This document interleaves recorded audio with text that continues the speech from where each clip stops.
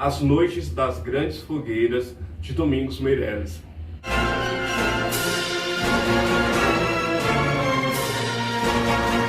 Bem-vindos a mais um vídeo do canal Mergulho na História. Eu sou Hugo Figueiredo e no vídeo de hoje vou falar sobre esse livro aqui, tá? Que é um livro que eu encontrei por acaso em um sebo aqui na cidade de Fortaleza, e eu tive acesso a esse livro que pela cor das páginas é um livro já muito antigo, tá bom? Bom, pessoal, primeiro sobre o autor do livro, Domingos Meirelles. Domingos Meirelles, vou deixar a foto dele aqui no vídeo. Ele, que até para minha curiosidade, ele era apresentador de um programa policial que passava na década de 90, naquela emissora Globo, que passava aqueles programas e tudo, e tinha as novelas, aí tinha também esse programa que era de policial, digamos assim. E aí o que acontece? Ele mostrava casos e tudo, enfim, mas ele escreveu esse livro sobre as Noites das Grandes Fogueiras. E esse livro, primeiramente sobre o livro, ele tem, pessoal, coisa de 765 páginas, como vocês podem ver.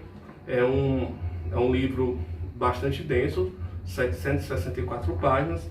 As páginas são já muito antigas, né, por conta de eu ter adquirido essa versão aqui no sebo, então não tenho nem como aferir a data de fabricação desse livro.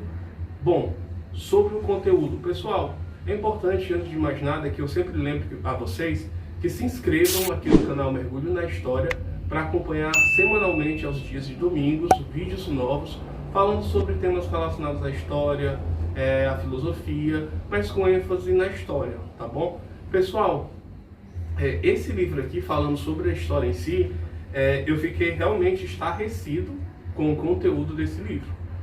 A verdade é exatamente essa. Eu já sabia sobre como foi violento, né, ali os anos de 1910, 1920, 1930 no Brasil. Mas eu não tinha noção realmente da intensidade da violência que ocorreu no solo brasileiro, né? E é muito nítido para mim, que já estudo nazismo há uns certos anos, perceber similitudes em alguns eventos, como campos de concentração no Brasil, exatamente campos de concentração na região amazônica, desde presidentes como Arthur Bernardes, que praticamente comandou o Brasil, praticamente todo o seu governo em estado de sítio, né? E aí nós temos naquele momento, forças armadas que ainda não eram profissionais como os moldes de hoje, mas que naquele momento faziam parte do sistema político e destituíam presidentes eleitos dentro daquele âmbito da República Velha, onde as eleições eram fraudadas, muito fraudadas, compradas. Era a chamada eleição bico de pena. Então aquelas pessoas já sabiam quem deveriam votar, o voto não era nem sequer secreto, para que vocês tenham noção, proibia a participação do eleitorado feminino. Então, assim, basicamente esse livro, ele fala sobre o processo das revoluções que as Forças Armadas, em especial o Exército, promoveu ali a partir de 1922, com a revolta do 18 do Forte, no Rio de Janeiro. Só que aí ele não fala muito bem desse episódio e dá início a partir já de 1924, onde ele fala sobre a Revolução em São Paulo, onde setores militares pegaram em armas para atentar e tirar do poder Arthur Bernardes, que respondeu com punho de ferro, né? E aí há grandes ondas de massacre. Logo no começo do livro fala sobre um episódio muito, muito triste, onde as forças federais, a mando de Arthur Bernardes, determinou um ataque de artilharia, exatamente, um ataque de peças de artilharia, similares àqueles que a gente vê em filmes sobre a Segunda Guerra Mundial, sendo lançados sobre São Paulo. Nesse momento não os navios, mas aviões foram utilizados para bombardear São Paulo em ataques indiscriminados, para causar justamente o pânico para que a população pressionasse os revoltosos a fugir da cidade de São Paulo. E aí esse processo revolucionário ele se espraia por várias partes do Brasil, desde a região amazônica, Aracaju, em Rio Grande do Sul também. E aí o que ocorre? Nesse momento há uma grande dificuldade do presidente Arthur Bernardes governar, primeiro pela sua falta de habilidade política, né? E a gente está falando numa época, e aqui a gente não está buscando vilões ou mocinhos, mas nós estamos colocando uma época onde a violência realmente era a ferramenta política.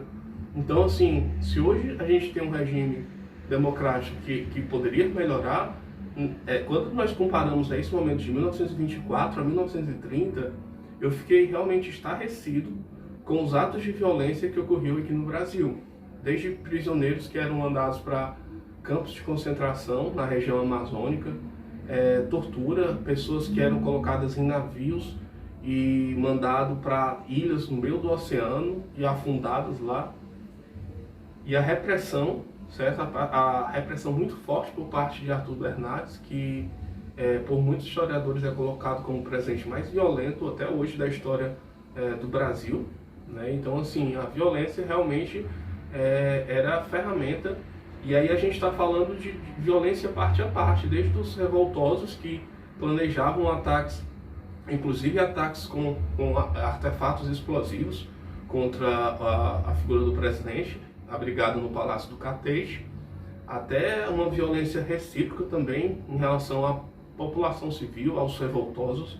E aí a gente percebe assim como o processo na República, o início da nossa República, ela é marcado por uma série de violência que seria infelizmente a marca de uma república que estava nascendo naquele momento.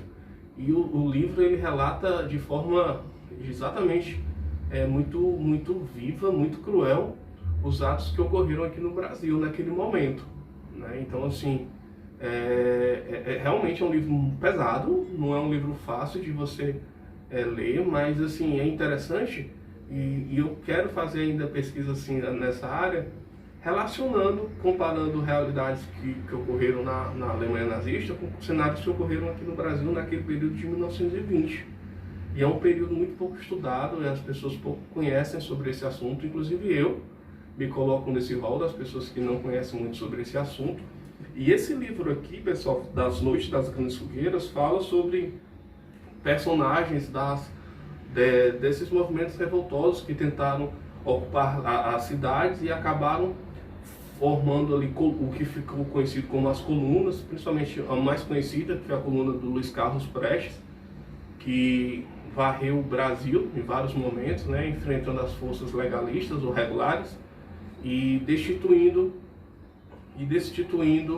oligarquias locais. Então, esses jovens, né, do Exército Brasileiro naquela época, eles eram completamente insatisfeitos em relação às práticas políticas que, convenhamos, eram realmente muito danosas, assim, a prática do voto de cabresto, da corrupção, dos sistemas onde os eleitores eram colocados em veículos de transporte e conduzidos, sessões eleitorais onde tinham mais